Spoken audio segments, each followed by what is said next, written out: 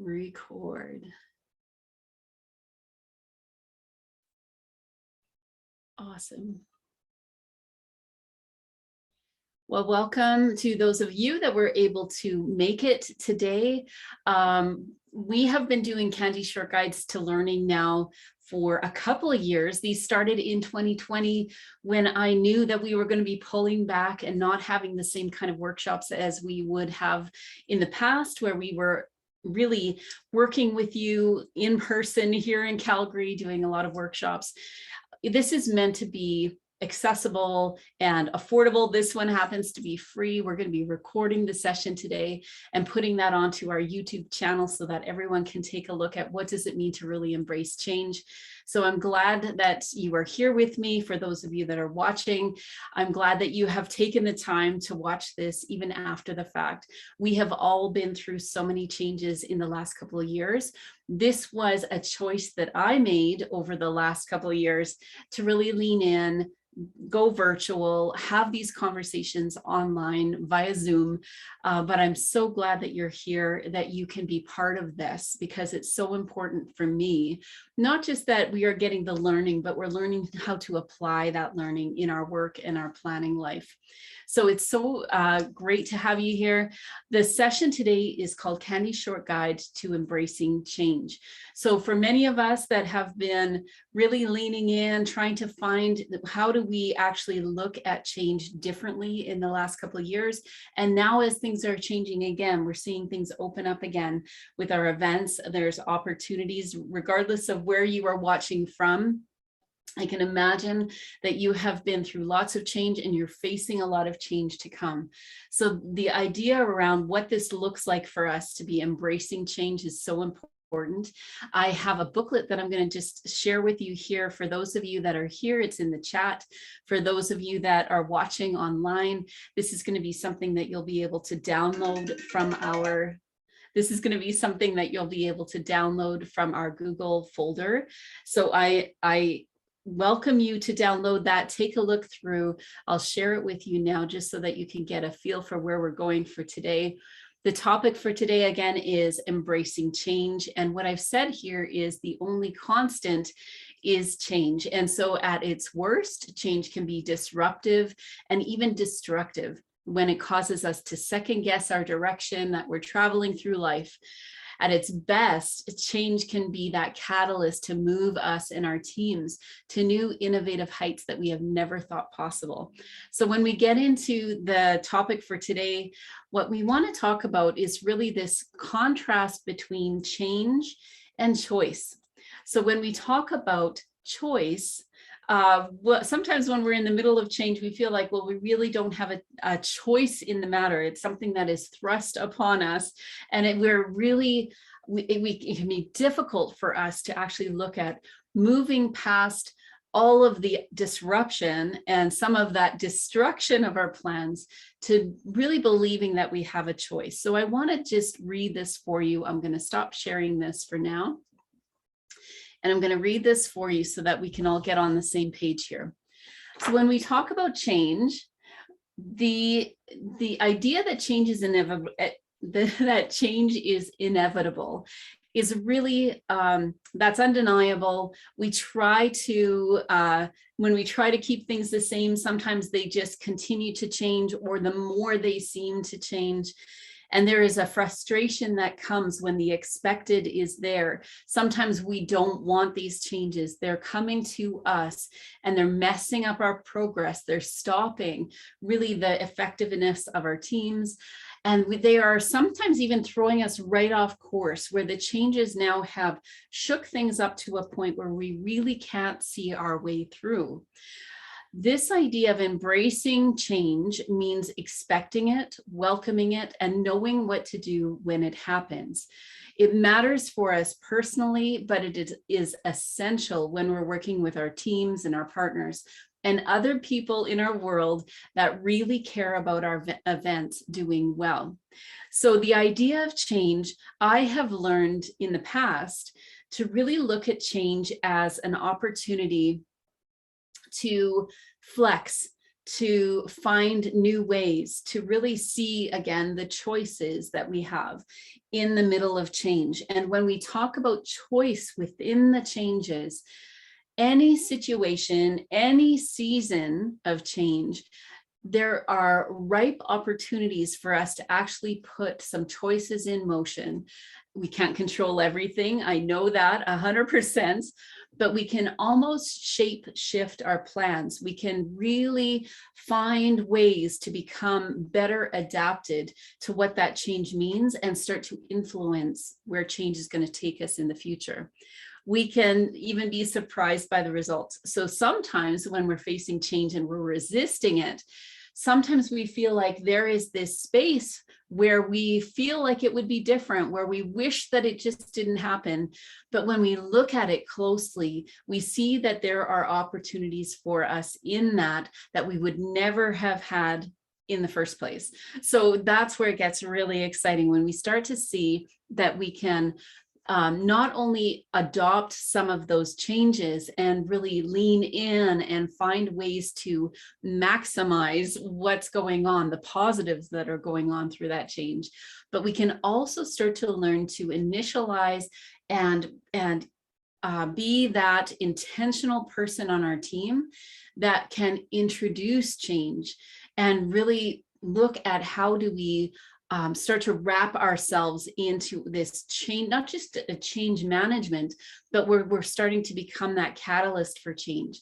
Because when we start to see the benefits of change, we'll start to see how we can make choices and actually put change in motion so that we do things better. How many of us have been in situations where we have people on our teams, or maybe it's ourselves, where we're like, we really don't want to change. We have done this for a long time. We've adopted certain things. We've got a protocol list. We know how things need to go.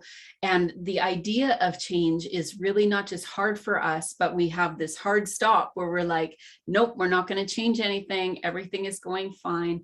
It is important for us to look at not just should everything change, but what in our current planning cycle, what in our process, which people in our planning teams, where do we need to look at change differently and be open to change? So give me a wave or a thumbs up if you're just listening in, if you have felt that before, because I know that there are times when it just feels overwhelming. What we want to talk about today is making sure that we are actually leaning in and looking at the choices that we have. So I'm just going to share one more time just our booklet so that you will know where you can follow along when you download this. The second page here, we're going to talk about change as a personal opportunity. So we're going to look at ourselves. What is it that we want to really use change for? How is that going to improve how we're showing up? Not just for our plans, but for our team, for the people in those plans. The second one is change as a planning catalyst. So if we can look at change as something that is moving us towards something better, how can we actually start to look at our problems and move them into possibilities? When we start to reframe what does it mean to have a problem in the middle of change, or that change is part of our problem, how do we start to use that as a catalyst to possibilities? The third one is using change as a motivator.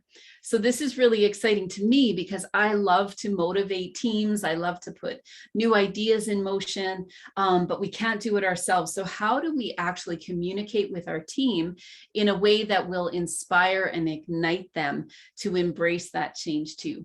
So you'll see this in your booklet. If you are just watching after the fact, you can download that at the link in the description here on YouTube as well. I'll stop sharing for now. And we're going to jump right into it. So when we talk about this personal opportunity, so change is a personal opportunity. What if we could see change as an opportunity to improve ourselves or try new things? So the idea of opportunities for us, when we set our sights on something, we've set some kind of a goal, we've put ourselves in motion, we have some dreams that we want to fulfill on. When we talk about really moving this ourselves and moving change to opportunity, we have to get clear on what it looks like actually for us to set our sights on a goal. Sometimes when we set a goal, especially if you're a planner and this is part of your work, it's something that you do consistently, we set goals all the time. We have opportunities to maybe fulfill on these dreams. It's so important for us to do that. That's so much of my work. I work with people on really setting themselves up for success, setting goals, and knowing how to meet those goals. But when we put these goals in motion, what have you set your sights on? And what do your dreams look like? When we look at those things, we have to be honest to ourselves that when change happens, sometimes when we're looking at what we set our sights on, the goal that we have set, maybe what our dreams look like, when we have set those expectations, sometimes we find that change disappointing because we've had to move, we've had to shift. What we thought was going to happen isn't going to happen in the same way anymore. So when we're looking at what we're setting our sights on, we have to maybe move up in our plan, start observing what was it that we expected? What did we set when we set that goal? What were we hoping was going to happen? So when we're looking at change as a personal opportunity, it really takes that stepping back even above our plans so that we're able to really view them, honor them, say that we really have set, I used to say actually, because I would do so many different projects and I'd create things, and there was one time I was moving from one city to another, and I said to a friend of mine when I was just passing along and recycling some old files, I said, every one of these projects, it has feels like I have cut my arm off and I have to recycle that with it, because we are so invested in making sure these things happen that when we have to see changes or things close and there isn't that perfect little bow at the end, when our plans change, when our goals shift, we have to learn how to manage that. There is this opportunity to learn how to manage that. And the first step is that we're actually looking at our dreams, our goals, our expectations around those things, and then allowing ourselves to say, maybe this will look different. Maybe there's something in this that can still serve me and serve the plans that I have. The second part of a personal opportunity here is, where are we at in the fulfillment of those goals and plans? So it does matter where along the planning road you are when change happens, when you lose your amazing team member, when somebody pulls out, when maybe that venue isn't available anymore. Maybe the changes that are happening are more personal. Maybe there's something happening in your world that is becoming a challenge for you. So it becomes this space that we are looking at. Where are we at in the fulfillment? Maybe we are just at the starting line. We've just left. Maybe we are in the middle sort of gray area where we're building our team. We're kind of brainstorming about ideas. Maybe we're putting some of those goals in motion or some of those steps and milestones in place. Maybe we are almost there. And for many of us 2 years ago, with even some of my partners, that are on this call, but 2 years ago, there was a full stop for many people around the goals were in motion. In some cases, it was the day of or that week when everything shut down here in Canada. And we were looking at what on earth is happening. Now, that is not just a planning problem or a planning change. That is a personal shift that happens. And all of us, we feel it differently, but I'll tell you, we all feel it. Because when we're talking about where are we at in the fulfillment, if we're very close to that finish line, or getting to that deadline and doing that high five with our team, it does hurt when change happens. And we have to learn how to manage when that happens at any stage of our journey as we're trying to reach these planning goals. The third one here is about how we can embrace change and how that helps us find the motivation to keep going.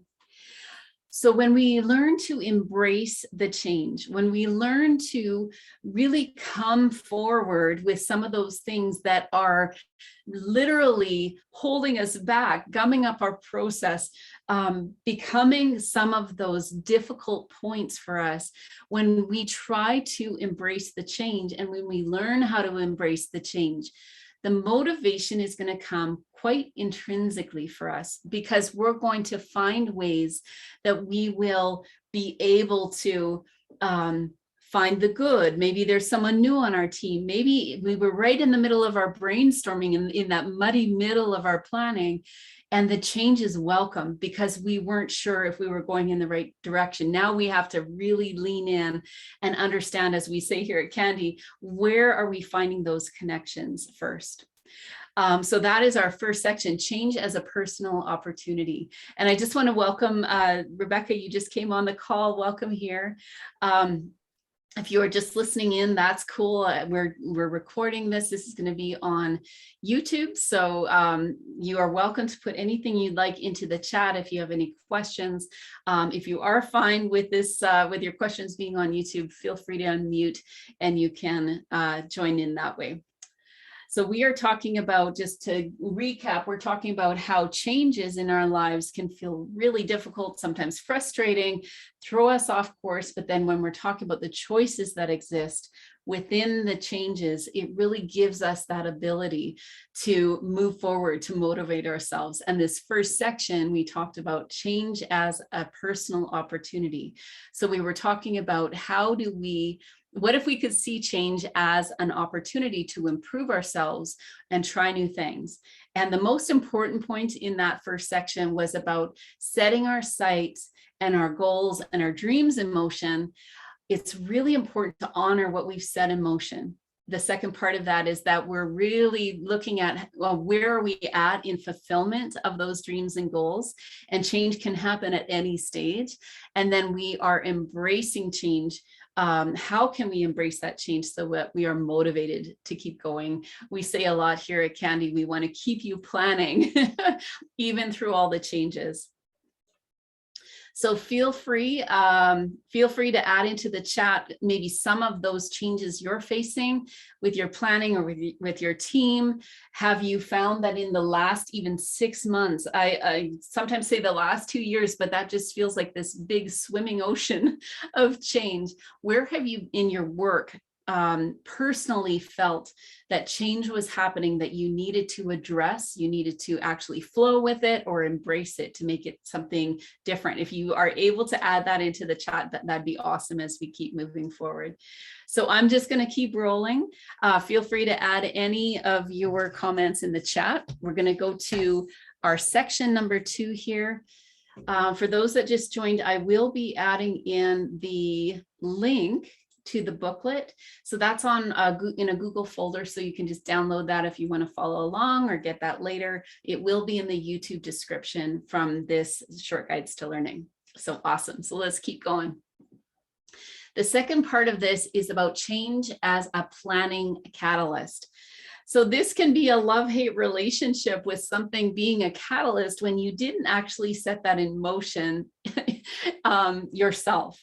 So if change happens to us, and in many of our situations as event planners that we are planning and promoting for a business, organization, or group, when COVID and the effects of COVID lockdowns were happening 2 years ago, a little bit, we're almost at we're just over the 2-year mark now here in Canada. This idea of changes being a planning catalyst, it's hard for us to accept sometimes, not just that the change is happening, but that it can be used for good. And a catalyst is when we're talking about really turning the idea of a problem, some kind of something's grinding, something's not happening right, something is feeling like it's literally a problem to solve when change happens. But how can we use that as a jumping off point, as a catalyst, as something that is going to propel us into something greater, into a future, and really to meet the goals in different ways? And again, and I think for those of you that just joined, I talk a lot about connection first events. So it has never been more important for us to look at the core of what our plan is about. What is the purpose of our business, organization, or group? How do we start to look at events as a connection opportunity, not just a plan to fulfill on? And sometimes as planners, that's where this whole from change to choice comes in, because we have set that plan in motion. Sometimes it's really hard for us to get our heads and our hearts and all of our tools and resources moving in a different direction, because we had a plan and we were moving through the steps, and we do that really well. When change is thrown at us, it's important for us to reframe it. The first question I ask in your booklet here is, what is holding you back, and where do you feel stuck and hindered in your growth? So when we talk about moving from problems to possibilities, if you have a minute to throw something in the chat there about what do you think is holding you back when we're talking about moving from what looks like a problem into a possibility? Any ideas? What I have found for myself is that when I start to ruminate about what could have been, that's where I get stuck sometimes, because I feel like, oh my gosh, like this plan was so amazing, or this partner was so fantastic. Or if you're doing a fundraising event, there were so many things that we did in order to really nurture a relationship and get some dollars for this event, and a great relationship with a partner for this event. And then something happens maybe even with our partnerships. It's a great example. Even coming through this last couple of years, people and their businesses and how they are doing business has changed. So it also means their sponsorships, their partnerships, how they invest in your event is going to change as well. And so when we talk about what's holding us back, in our planning, maybe we've made a bunch of assumptions around where we were going. Maybe we had already set in motion a bunch of things that cost us a lot of money, a lot of time, and a lot of energy. And it's really hard to say we're going to just let that flow down the river and we're going to start something new. So think about for yourself, what is holding you back?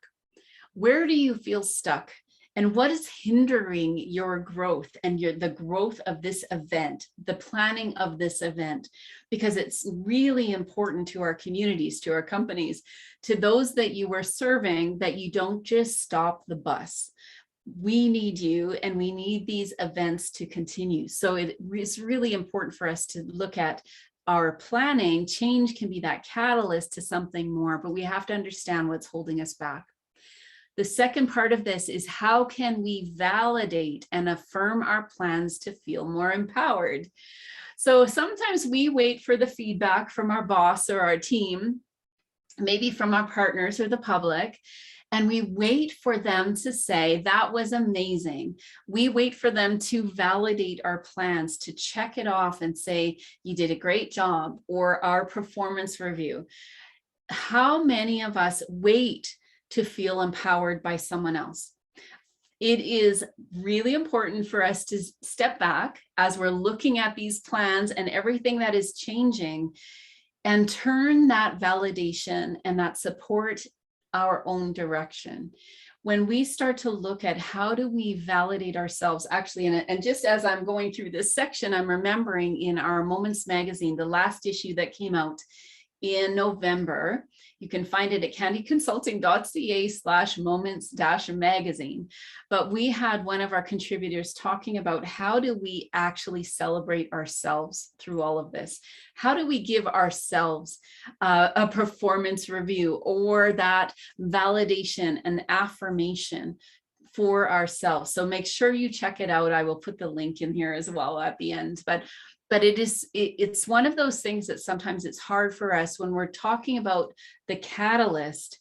Again, just like change can come to us and throw things off or create all sorts of opportunities, we can design change. We can put things in motion that can actually create that opportunity for growth. So don't wait for other people to do it. We can do that. We can actually step into our strength and empower our plans as we move forward by really looking at how do we validate and affirm, validate and make sure that we're empowering ourselves to move forward. The third question I have for you in the booklet on section number 2 is, where can we shift our view and reframe a problem into a possibility?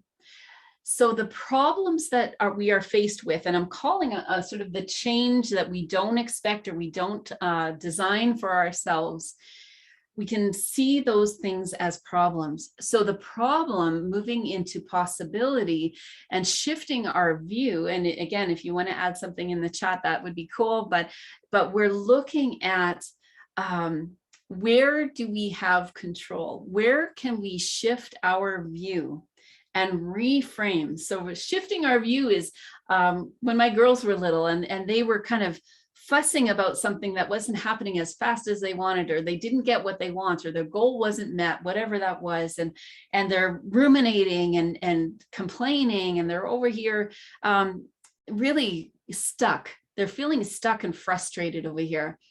And I would often say it's time for a shift. And what that meant in our family was it's time for us to shift our view over here to see where are we able to find something different, a different view where we can reframe what just happened.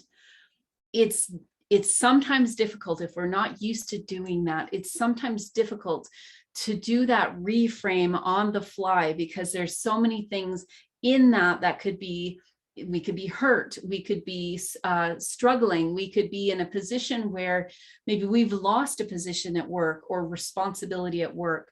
Maybe we haven't really put ourselves in the place where we can move forward. So this shifting, and sometimes it does take that physical shift. Maybe if you're sitting on the couch, you got to be back at the table or back at your desk. Maybe if you're inside, you have to go for a walk and actually do this shift in how we're showing up in that moment, and then reframing it. Where when we talk about a frame and we've got something inside of that frame that looks familiar, that we, like I said earlier, that we had that plan, that we had things in motion, that we had expectations around what was going to happen, not only us, but our teams, our sponsors, our donors, they were also expecting a bunch of things. If we can help ourselves reframe, what do our expectations look like? Do we want to reset and look at reframing what just happened? And sometimes when we reframe, it gives us that opportunity to put other things in, to paint it a little different, to say that we are going to use this for good and not just get lost in the difficulty of it. Where can you shift your view and reframe your problem into a possibility? So incredibly powerful when we start doing this. Any comments, you can add them into the chat. We're moving on to section number 3. I'll just share my screen one more time so that you can see where I'm moving to. We've talked here about change as a personal opportunity. We've talked about change as a planning catalyst, and now change as a team motivator. So some people that I work with, they're like, I am a solopreneur. I have never had a team. It's only me. But when we talk about change as a team motivator, I'm going to explain what I mean by that just as we start here. So change as a team motivator really means that we are looking at the people around us. So when we talk about connection first events, I talk about the connection with our partners, with our donors, with our customers, with our community. How are we integrated with those that really care about the events that you're planning? And so when we talk about change as a team motivator, we're talking about a team in the context of who cares about your event. So it might be vendors that are showing up. It might be the team that is helping to plan. Maybe you have a partner in another department that is helping with some of the aspects of your planning. But when we talk about team, it's about all of those people that are invested and that will be affected. If changes are happening, they are also affected by these changes. So when we're talking about the changes, that's where there is almost a deeper conversation that is needing to happen. There are heightened emotions that are happening. When things change on a dime, like they did 2 years ago with the COVID shutdowns and lockdowns, even in small changes, anyone that has been involved in trying to change the minds or the hearts or the plans within a collaborative context, it takes time, it takes deliberate conversation, and it does take patience and a clarity around how are we communicating all of what is going on and being honest about what is going on with those around us. So when we talk about change as a team motivator, sometimes it's easier for us to hold back and to not make a change and to hang on maybe what we've done before and hope everyone's going to be okay. Because sometimes when we look at all of that ripple effect, all of those changes that will be happening, or the questions that will come, or the accusations in some cases, why didn't you plan for this? If we look at our team as a whole and what is, when we talked about earlier, what is really either preventing us from having those conversations, they can be tough conversations, what is holding us back or hindering us from really leaning in and being honest about the changes, being open about what is happening, and also being a motivator for those people and explaining how this change can motivate us to greater things. So let's just talk about that for the last little bit here. The question here is, what if you could communicate with your team in a way that would inspire and ignite them to embrace the change too? So if you have some ideas, or if you've gone through this thing, add to the chat, feel free. But when we're talking about inspiring them and igniting them to embrace this change, what do you think it'll take? From my experience, what it takes, and like I said just earlier, it'll take a lot of patience, a heck of a lot of patience. It'll take some leaning in, reframing, and actually mapping out what that reframing looks like. Because each one that has that investment in your event, whether it's in planning or partnership, they will be on their own journey to adopt some kind of change that is coming. They will need to understand how to integrate that change for themselves. If they are part of a wider team, for example, they have to take what you've told them and now convey that somehow, communicate somehow to their own teams, to their boards, to the people that matter in their world. So there is this ripple effect that starts happening. But the cool and amazing and fantastic opportunity we have here when we start talking change with our teams, we start to see how the collective actions and collaborative solutions can actually make the event better, can actually make your planning of that event, gathering or meeting or whatever it is, conference, better. Because when we include others in that change, and that's the first question I have in this section, where can you find collective actions and collaborative solutions in the midst of change? So the collaborative actions means that we are finding the people, they're already invested, they're already helping you plan, or they're already partnering with money or time or volunteers. So how do we look at a collaborative stance in the middle of change to say, this is what's happening, being clear and communicating that clearly and saying, but we're all in this together. So how can we shift change? How can we adopt new ways of doing things?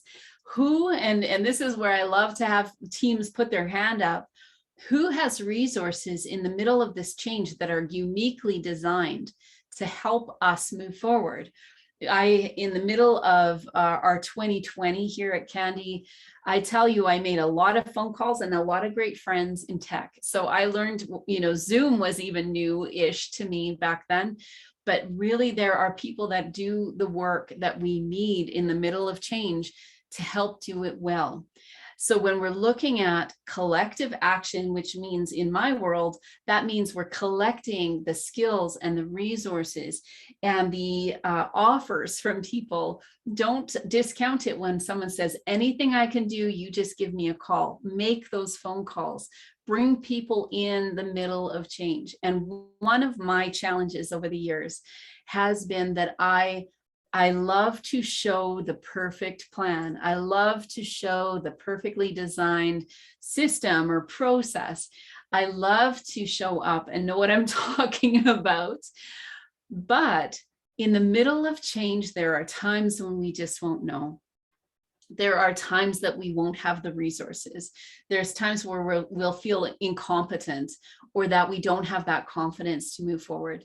Those are perfect times for all of us to find ways that collectively we can lean in and lead us to a new future. The second question here is, what skills, tools, or resources can be applied to changes that your team is facing? So this is where when you have a group of people, and it might even just be if you're running some kind of, and I'm looking down on my community here, if we had a block party and it was all of us neighbors coming together and there was a change, there's some kind of change in the weather, that now we've got to find solutions. Wouldn't that be amazing? And like I say, a connection opportunity, not just at the event, but in the planning of the event, if we could come together and we could pool our resources, we could talk about the skills that we all have. We could put tools on the table that we have. Somebody says, oh, I know someone that can get some tents, or, they have some kind of a sponsor that can help us shift things and make things work. Or maybe there's some kind of a space that somebody has access to that we can move into. So when we start talking collaborative solutions in the middle of change, that's where not only do we get the job done, this is the really key. Not only do we get that job done, but we actually start to learn more about each other, more about why we're here, why we care about this particular event or gathering. Why does it matter to us? And we start to hear the heart and the purpose behind it. And if anything good can come from change, it is that we start to learn more about those that are around us, the community that we are trying to serve, maybe our clients and what they care about. Maybe there are things in our plan that could literally be kicked to the curb, or they could be shed, or they could be sent on their way, because it really gives us that chance to say, what do the people in our world care about? The ones that care about this event, this final goal, or whatever it is, that dream that we had put in motion, maybe we had expectations on how they would be involved. But now this change has shook things up enough that we can revisit that and reframe our relationships with them and the resources that we have access to. I'm excited about it because that has happened so many times in my world, where when we start looking at the change that is happening, we're like, oh my gosh, where is the opportunity and what choices do we have to connect better with those that are right around us, wanting to make sure that this event, this gathering, this meeting really happens well.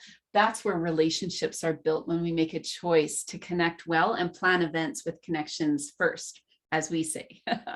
So the last question here, just to wrap us up for today, is where is your team ready to grow, try new solutions, and support each other? So this part of it is much higher than just your event plan. This part of it is when we start to look at what is going on within our team or in my planning world, and how I have been planning all this time for all these years. When we look at change as a team motivator, we look at where in all of this is our team maybe sighing, sort of that sigh of relief that something doesn't happen that wasn't working. Maybe in all of this, maybe they are ready to grow into something new, but we had kept it in a box. We were already, that train had left the station. There was no opportunity for them to feed in and see something different for themselves in this plan. Maybe our team was ready to lean in and offer resources and apply their skills and give some fresh view on this plan that you've got, but they haven't been given the opportunity. When change happened and everything kind of felt a little uncertain, that allows us to open the door to people and the skills and the abilities that they haven't used and apply it in new ways. So that's really exciting. And then to try new solutions. So I grew up, my family was from Saskatoon originally. I was born in Saskatoon, and then we moved to Winnipeg, to this small little community outreach that was in Winnipeg. And what was so cool, and what we hear a lot now, is that making the effort to try something new and finding new solutions will take failing and changing and adjusting. And I felt like when we moved, I was about 12 when we moved from Saskatoon to Winnipeg. And it was this open door to try new things, to plan children's events, to have concerts in the park, to have coffee houses and gatherings and conferences and connections with the school and the community center. What was very cool at that early time of my planning, so 12, 13 years old, was I was given this opportunity to look at the problems, look at some of the challenges that the people in our community were facing. And in my, preteen and teenage way, saying, I think this might work. Having the opportunity to lean in and apply some kind of solution, within the context of a board and within the context of other community volunteers, but taking the lead and saying, I think that we can actually do things differently here. And if it didn't work, I have the opportunity to tweak and change and give things a fresh view. And as I'm now over 50, after a whole lifelong life of event planning, I start to see how we've lost a bit of that in our teams because we want to work with excellence. I still do. But sometimes we need to open the door where our team is ready to lean in and grow, but they haven't had that opportunity in the past. Change can be that team motivator to say, now we can shake things up and we are going to have your back. We are going to be there for you. Even if it goes off the rails a little bit, we'll help you pull it back on. I was young enough that I had so many incredible mentors in my life back then that were willing to allow me to go there within this safe context. Team motivation in the midst of change can be one of the most amazing bonding experiences you can have with those that really care about your event. And the last piece of this is that we can support each other. So that's where leaning in, having the back of your team, making sure that you're open and honest about the changes that are happening and actually asking for support. Wouldn't it be amazing if you knew that someone in your world was having an upside down time, change was happening in their world? So maybe this isn't the global pandemic we have all been in, but something's going on, something's off.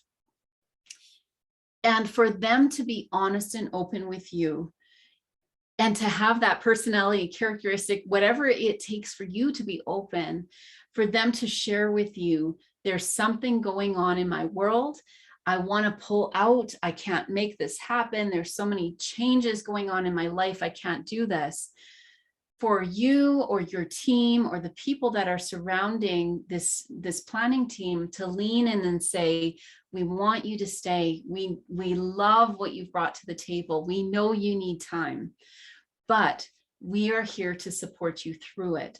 We know that if there is maybe some additional resources applied, maybe we can buddy you up with somebody in the middle of change, especially when it's personal. And for many of us in this last couple of years, it has been professional, and we've been seeing that shake up professionally as well. What if we had people in our workplace, people around us, people on our volunteer team, people in our community that would say, I get it. I get this is tough. Change is tough.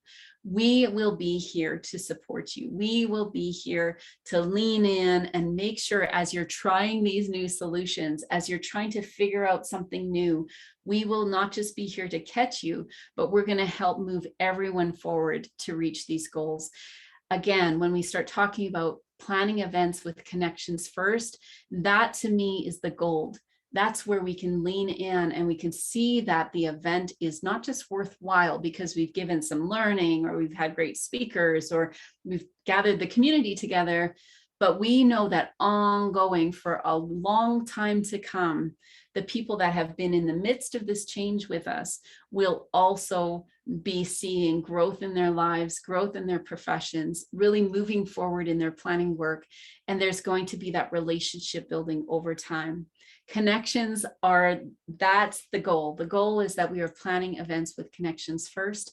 And when we talk about change can be that opportunity for us to actually lean in and move from this space of change to where we're having choices on how to design our world and our work in a different way. Thank you, everyone. I know that's a lot to download. Download the booklet. It will help you to go back through it. You'll be able to re-watch this. So for those of you that are just watching on YouTube, I'm so glad that you took the time to watch this. Download the booklet so you can follow along and maybe take some notes. If those of you that are in the session today, if you want to add to the chat, maybe something that you'll take with you from today into this next week, I'd love to hear it. If you want to reach out, I do have a free 30-minute Hello with Lisa that you can sign up for. I can put that in the description as well. I am here for you if you want to have anyone that joins a Candy Academy workshop. I call you alumni, my Candy Academy alumni, and you get discounts on follow-up sessions as well. So I will also put that link in the description on YouTube as well. It's so important to me, not just that, again, we get this learning, but we learn how to apply it practically in the work that we do. So feel free to reach out as you're planning and promoting events for your businesses, organizations, or groups. We want to keep you planning. We want to make sure that there are opportunities for you in the future. So thank you so much for joining today. Thanks for listening in, and we will see you hopefully at another session. And if you want that personal, professional help, please reach out. I'd love to chat with you.